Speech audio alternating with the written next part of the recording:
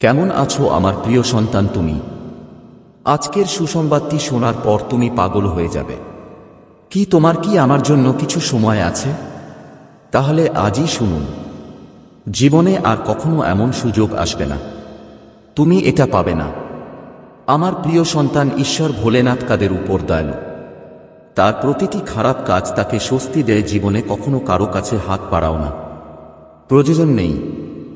যখন ভগবান ভোলেনাথ, যদি তুমি এর উপর নির্ভরশীল হয়ে পড়ে থাকো, সুযোগটা কখনো হাতছাড়া করো না। অন্যথায় আমার প্রিয় সন্তান, জীবনে কাঁদতে থাকো, তাহলে এভাবে আমার সময় আর ফিরে আসবে না। প্রিয় সন্তান, প্রথমত যদি তুমি ঈশ্বরকে ভালোবাসো, যদি ভোলেনাথের প্রতি তোমার বিশ্বাস ও আস্থা থাকে, তাহলে একজন দয়া করে লাইক করুন এবং টাইপ করুন, সবাই মহাদেব, আমার প্রতিটি ইচ্ছা ধীরে ধীরে পূরণ হচ্ছে।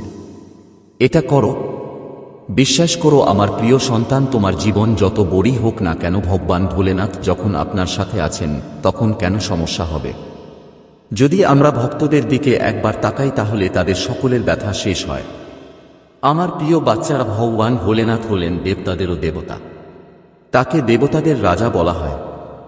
সবচেয়ে বড় ধরে নেওয়া হচ্ছে দেবতাদের মধ্যে দেবতাদের দেবতা মহাদেব। এটা একদম করো না এবং শুরু থেকে শেষ পর্যন্ত শুনুন এবং মহাদেবজির সাথে তোমার আত্মার সংযোগ স্থাপন করতে এখনই সাবস্ক্রাইব করুন। আমার প্রিয় সন্তান, যদি তুমি একবারও ভগবান শিবের আশীর্বাদ লাভ করো, যদি তুমি আশীর্বাদ পাও, তাহলে তুমি আমার সাথে থাকবে, প্রজন্মের পর প্রজন্ম ধরে চলবে, সে রক্ষা পাবে, তার জীবনে কোন কিছুরই অভাব নেই হবে। সে যত বেশি কার্যকর্ত, বেশি সে বৃদ্ধি পায়। জাপ কখনোই তার বৃদ্ধি কমায় না, হবে সর্বদা একজন থাকবে, অনেক হবে। তুমি যদি কাজে লাগে তাহলে হাজার হবে। আমার প্রিয় বাচ্চারা, এটা কোন রসিকতা নয়, মজা করো একেবারেই না, বোঝার ভুল করো না, তাহলে তোমার জীবনও নষ্ট হয়ে যেতে পারে, তাহলে পরে তুমি অনুতপ্ত হবে।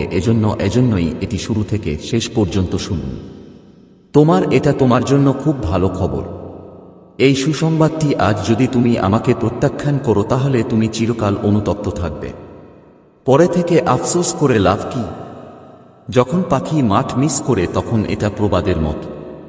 এটাই তোমার অবস্থা হয়ে উঠবে। তাই সময় নষ্ট করো না। শুরু থেকে শেষ পর্যন্ত হারিয়ে গেছে এবং পুরোটা মনোযোগ সহকারে দেখুন এবং শুনুন। আমার প্রিয় বাচ্চা, মহাদেবজি তোমাকে বলছেন, তুমি এমন একজন ব্যক্তির সম্পর্কে, আমি তোমাকে সেই ব্যক্তির কথা বলবো যে তোমাকে ক্রমাগত স্মরণ করছে। তোমার কর্মক্ষেত্রে তুমি এমন একজন ব্যক্তির সম্পর্কে, কে আমাকে তোমার সাথে কথা বলতে সতর্কছে এবং তোমার সাথে সম্পর্ক চায়, পুনরায় ইনস্টল করতে চায়। এই ব্যক্তি তোমার পরিবারের একজন প্রিয় সদস্য আছে, যে কয়েক মাস আগে তোমার থেকে আমার বিচ্ছেদ হয়েছে। তোমার আর তার মধ্যে একটা বিবাদ ছিল। তারা তোমার কথা ভুল বুঝেছে এবং তোমার সমস্ত প্রত্যাশা ভুল বুঝেছি।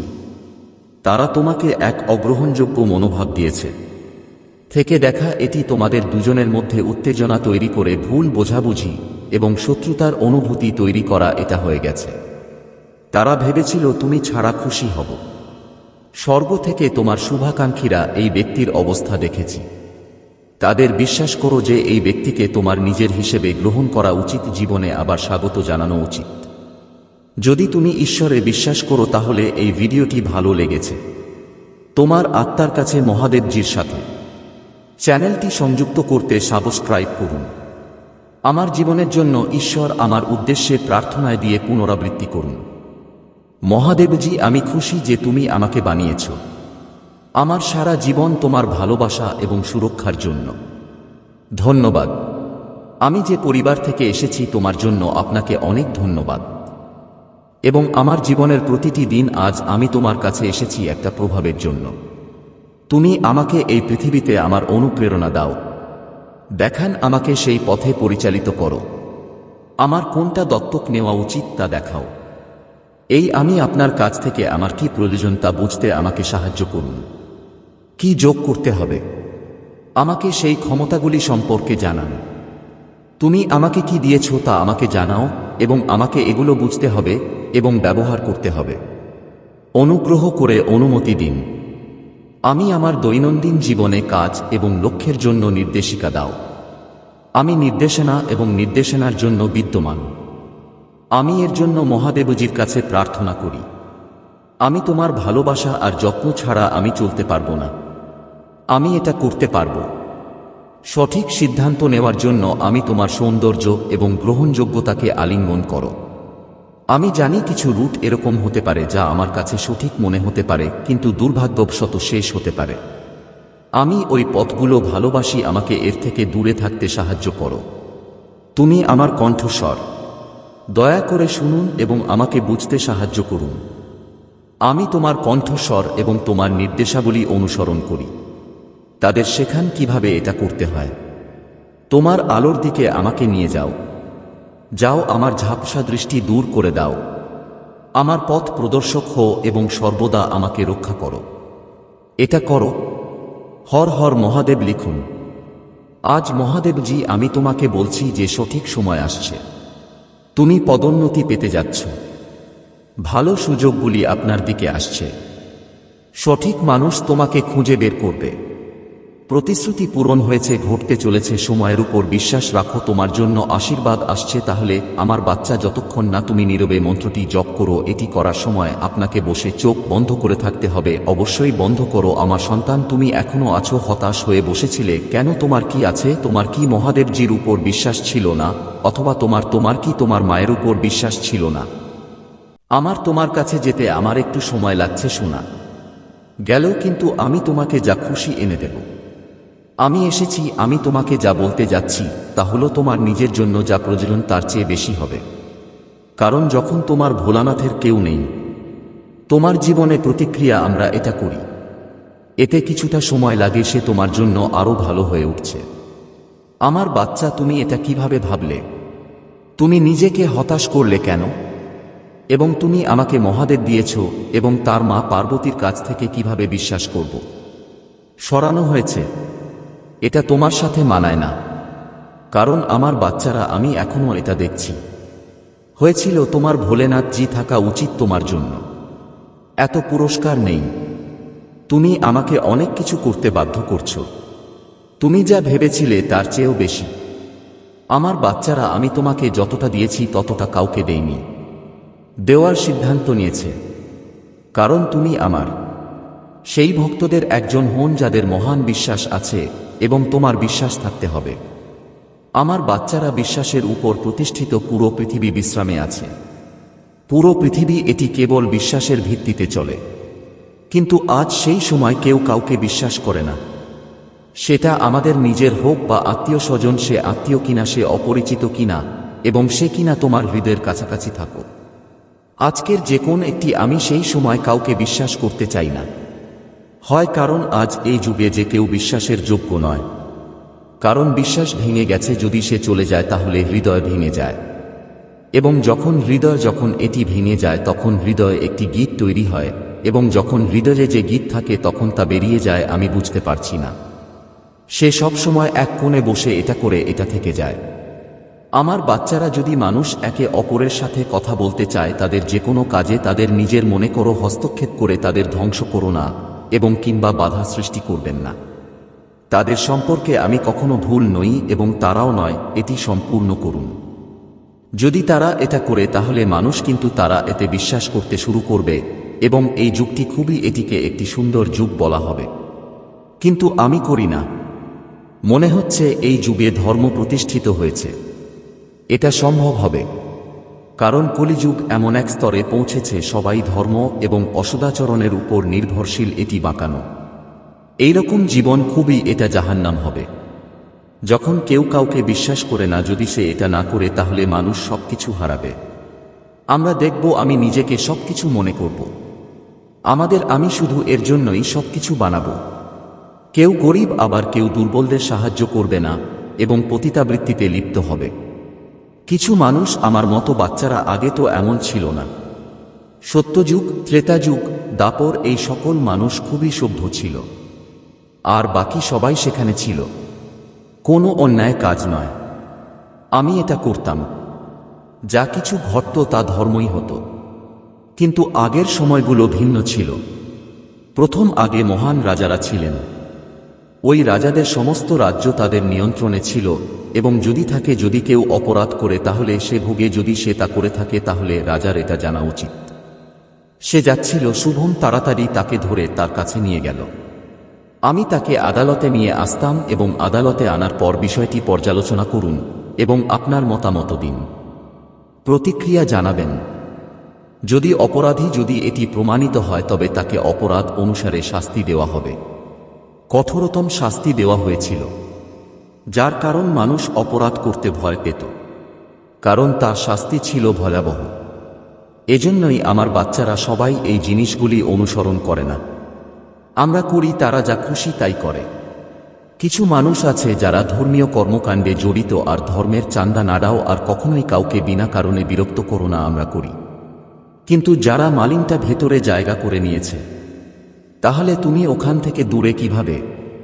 তাদের চোখ তারা বন্ধ করে দেয় এবং সে চোখ বন্ধ করে কিছু বলে। তারা দেখতে পায় না এবং তাদের চেয়ে অনেক বড় অপরাধ ঘটে, ক্ষমাযোগ্য অপরাধযোগ্য নয়। তাদের জন্য কেবল কঠোর শাস্তি দেওয়া যেতে পারে এবং যারা কষ্ট পাচ্ছে তাদের সে কাঁদতে থাকে, তাদের সহায়তা এটা করার জন্য আর কেউ নেই। কিন্তু এটা তাকে কষ্ট দিয়ে বলো না যে তুমি অপরাধ করেছো, আমি এটা করেছি, কিন্তু তোমার ভোলেনাথজি সবকিছু, আমি কিছু একটা দেখছি। তুমি তাকে যতটা বিরক্ত করেছো ভোলেনাথজি এর চেয়েও বেশি করেছেন অপরাধীকে হয়রানি করবে। আমি দেরি করে ফেলেছি, আমি এটা করব, কিন্তু আমি এটা ঠিকভাবে করব। এত কঠোর আমার শাস্তি এমন হবে যা তুমি কখনোই সহ্য করতে পারবে না। তুমি এটা খুঁজে পাবে। তোমার যন্ত্রণা এত তীব্র হবে যে তুমি চিৎকার করে কাঁদতে থাকবে, কিন্তু তোমার কণ্ঠস্বর কেউ শুনবে না। শুনবো তাহলে কেবল তোমার ভোলেনাথজি শুনবে না। কিন্তু কি করব? তোমার আর আমাদের এটা বললে কিছুই হবে না। কারো ভেতরে আবেগ এবং মানসিকতা পরিবর্তন করা যায় না হয়। যদি সে নিজের জন্য না ভাবে তাহলে সে কি করা যেতে পারে? আমি প্রতিটি মানুষকে বুঝি এবং বুঝি। আমি কিন্তু আমার বার্তা উপেক্ষা করো দেওয়া হচ্ছে। এটা আমার সবচেয়ে বড় অপমান। এটা ঘটে যখন আমি দেখি যে কেউ, যদি আমি বার্তাটি উপেক্ষা করি এবং যাই, আমি খুব রেগে আছি। কারণ আমি মহাদেবজিকে কেউ উপেক্ষা করতে পারে না, কারণ মহাদেবজি তিনিই শ্রেষ্ঠ এবং সর্বাধিক শ্রদ্ধেয়। তার সমস্ত লোক আমরা উপাসনা করি এবং উপাসনা করি। তাদের দেখে মানুষ মাথা নত করে। যখন আমার বাচ্চারা, তুমি তোমার জীবনের যুদ্ধের মধ্য দিয়ে যাও, তাই ভুলে যেও না যে তুমি একা নও। তোমার চারপাশের সবাই তাদের নিজস্ব যুদ্ধ লড়ছে। সে নিজের সাথেই লড়াই করছে। আত্মকেন্দ্রিক হওয়া এবং এটা বলা সহ যে আপনার চারপাশের মানুষ কষ্ট ও সংগ্রামের মুখোমুখি হয়, যা সম্পর্কে তুমি জানো না। কিন্তু তোমার অন্ধকারে আলো নিভিয়ে দাও। আসো, কারো ঝড় তাপ বাতাস এবং তোমার কাছে বৃষ্টিতে ভেঙে যাওয়া ফুলের মতো সূর্যের তাপ এবং নিজের উপরে ওঠার প্রভাব হয়। আমার বাচ্চা, তুমি এইসব জিনিসের মধ্যে আছো। তুমি কথাও বলো না। আর এইসব যে তুমি, এটি ধারণার সাথে সঙ্গতিপূর্ণ এবং এর একটি পুরস্কারও রয়েছে। আমার বাচ্চারা তোমার। সে খুব শক্ত পরিস্থিতির মুখোমুখি। তুমি এমনই ভাবো না যে ওইসব মানুষ সুখী এবং তাদের জীবনে এমন কোন কষ্ট নেই যে তাতে বিরক্ত নই। প্রত্যেক ব্যক্তিই নয়, সে কিছু একটা নিয়ে চিন্তিত। এই পৃথিবীতে কেউ খুশি নয়। সে কি তোমার বন্ধু? সে তোমার শত্রু হোক বা তোমার হয়তো কোনো নিত্যাত্মীয় আছে। সবার জীবন যদি আমরা তাদের দিকে তাকাই তাহলে সেই সমস্ত ব্যক্তিগত প্রতিটি মানুষই এমন সমস্যার মধ্য দিয়ে যাচ্ছে যা এর জন্য এটি প্রয়োজনীয়। প্রতিটি মানুষের জন্য সুখ, প্রতিটি মানুষের জীবনেই একটা চাহিদা থাকে এবং আমি সুখ চাই, কিন্তু তা সম্ভব নয়। ঘটতে পারে কারণ সারা জীবনে সুখী হওয়া অসম্ভব, কারণ জীবন খুবই কঠিন। জীবনযাপন করা, আমি অনেক বড় পরিস্থিতির মধ্য দিয়ে গেছি। সেই শান্ত উপস্থিতি আপনাকে ভেতরের দিকে তাকাতে সাহায্য করে, আপনাকে এই ধরনের প্রশ্ন জিজ্ঞাসা করতে উৎসাহিত করে যা জিজ্ঞেস করার সাহস তোমার কখনো হয়নি করেছিল। ওই জিনিসগুলো অনুভব করা যা তুমি বছরের পর বছর ধরে উপেক্ষা করে আসছো হয়। এখানে একটি বার্তা যা আপনাকে মুক্ত করবে, যা বিভ্রান্তির সমাধান করতে পারে। এটি প্রজন্ম থেকে প্রজন্মান্তরে আপনাকে অনুসরণ করে আসছে। শোনো, শান্ত থাকো, তোমার আত্মার কাছে তোমার হৃদয় খুলে দাও। আমাকে ভেতরে আসতে দাও। সত্য বলার অপেক্ষায় করছি। ঈশ্বর তোমার সাথে থাকবেন। নিশ্চিন্ত থাকুন। তোমার কোন সমস্যা নেই। হবে। তুমি নিরাপদ। তুমি খুব শক্তিশালী। তুমি কল্পনা করো ঐশ্বরিক বাহুতে আবদ্ধ। এটাও করতে পারছি না। তোমাকে শুধু ঈশ্বরের উপর ভরসা করতে হবে, এটা রাখতে হবে এবং তার কাছে প্রার্থনা করতে হবে। কখন ঘরটা হঠাৎ ভারী মনে হলে ছায়াগুলো নড়তে শুরু করে। যদি তোমার এমনটা মনে হয় তাহলে আতঙ্কিত হবেন না। ঈশ্বরের নাম নাও, আলোকে ডাকো।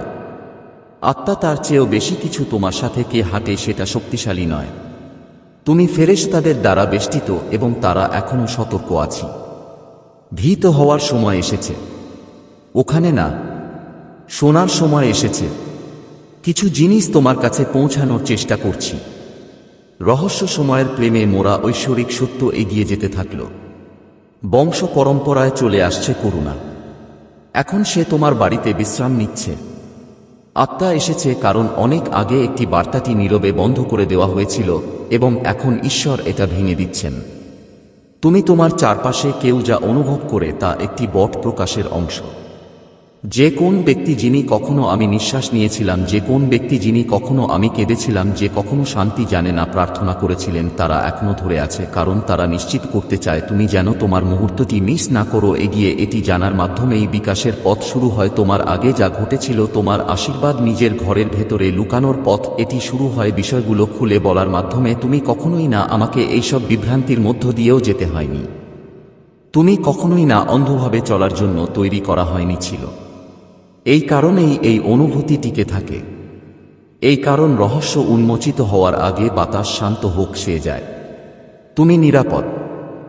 এটাকে তোমার করে নাও, এটাকে তোমার হাড়ে বসতে দাও। তুমি নিরাপদ। হয় তুমি নিরাপদ। তোমার বাড়িতে আমার উপস্থিতি গভীর এবং আমার এই আত্মা আছে তোমাকে ভয় দেখানোর জন্য নয়, বরং তিনি তাকে বিষয়টি ব্যাখ্যা করতে সাহায্য করার জন্য পাঠিয়েছিলেন, যা তোমাকে কখনো ব্যাখ্যা করা হয়নি। এটা আত্মাপথ দেখাতে এসেছে, ক্ষতি সরবরাহ করছে না। এটা প্রতীক আবেগের মধ্যে আমি সেই নীরব ভারী স্বরে কথা বলি যে কখনো কখনো এটি কোন কারণ ছাড়াই আপনার উপর আসে যায়। ওই মুহূর্তগুলোতে কি ঘটে, এই দিকে মনোযোগ দিন। এই সময় যখন পর্দা এটা সরে যায়, এই বার্তা শোনার সময় এসেছে, যাওয়া উচিত। তুমি কোনো পবিত্র কাজের জন্য ডাকা হচ্ছে। তুমি অবশেষে খুঁজে পাবে যে দেখার জন্য ডাকা হচ্ছে, যা আমি আগে কখনো এটা দেখতে পারিনি। তোমার নাম, তোমার গল্প, তোমার বংশধারা সম্পর্কে কিছু একটা আছে যা আত্মা চায় তুমি বুঝতে পারো। এটা সম্ভব আপনার পরিবারের কেউ এই সমস্যায় ভুগছেন কিনা, সে হয়তো জীবনের বোঝা বয়ে চলে গেছে, হয়তো কোনোদিন কোনো ক্ষমা করা হয়নি বা সত্য বলা হয়নি, যায়নি। আর এখন এটা তোমার ঘরের উপর অভিশাপ, প্রতীক হিসেবে নয় বরং একটি শারীরিক চিহ্ন হিসেবে আকারে বিদ্যমান। যে আত্মা থেমে আছে সে তোমার জন্য অপেক্ষা করা বেছে নিয়েছে, কারণ তোমার মধ্যে এরকম কিছু একটা আছে। তোমার করুণা, তোমার সচেতনতা, তোমার সংবেদনশীলতা আত্মাকে বলে যে আমি প্রস্তুত। তুমি এই চক্র ভাঙতে পারো, করা যেতে পারে। তুমি একমাত্র ব্যক্তি যে শান্তি আনতে পারো।